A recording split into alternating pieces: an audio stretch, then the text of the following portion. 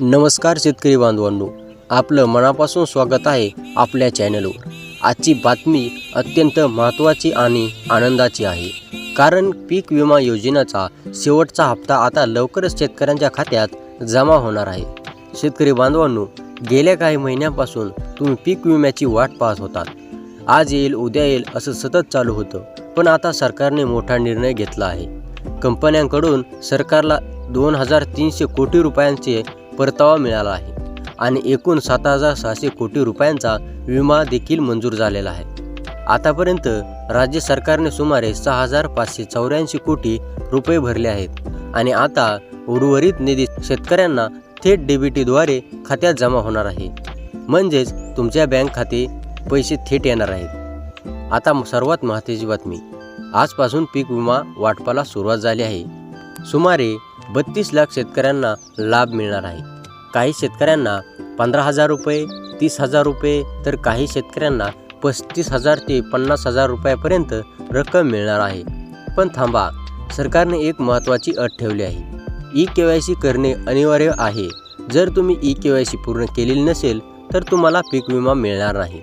आता पाहूया कोणत्या जिल्ह्यांना आज लाभ मिळणार आहे। पहिला टप्पा, 14 जिल्हे आहेत पहिल्या टप्प्यामध्ये: अकोला, नांदेड, वाशिम, यवतमाळ, लातूर, बीड, बुलढाणा, जालना, सांगली, सोलापूर, कोल्हापूर, सातारा, रायगड, रत्नागिरी। आणि जर तुम्ही ह्या जिल्ह्यात असाल तर तुमच्या खात्यात लवकरच पैसे येणार। आता महत्त्वाची गोष्ट, सरकारने सांगितले आहे फक्त 12 बँकेमध्ये पैसे जमा होतील। तर त्या बँका कोणत्या आहेत पहा। पहिली बँक आहे SBI, दुसरी बँक ऑफ महाराष्ट्र, पुन्हा HDFC, ICICI, bank of Baroda, Canara bank, bank of India, Kotak Mahindra bank, post office bank आणि जिल्हा सहकारी बँक। ह्या बँकेमध्ये खाते असेल तरच पैसे मिळण्याची शक्यता जास्त आहे। आता कोण अपात्र ठरणार पहा। ज्या शेतकऱ्यांनी खोटी जमीन दाखवली, सरकारी जमीन दाखवली, अशा शेतकऱ्यांना लाभ मिळणार नाही।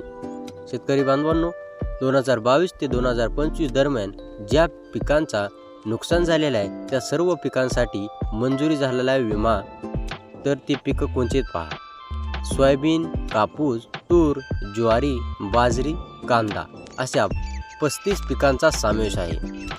ज्याचं जास्त नुकसान झालं त्यांना जास्त रक्कम मिळणार आणि कमी नुकसान असेल तर किमान 20 ते 25,000 रुपये मिळणार। शेवटी एक महत्त्वाची सूचना, तुमचं बँक खाते तपासा, ई-केवायसी पूर्ण करा आणि SMS बँक मेसेजवर लक्ष ठेवा, कारण पैसे कधीही जमा होऊ शकतात।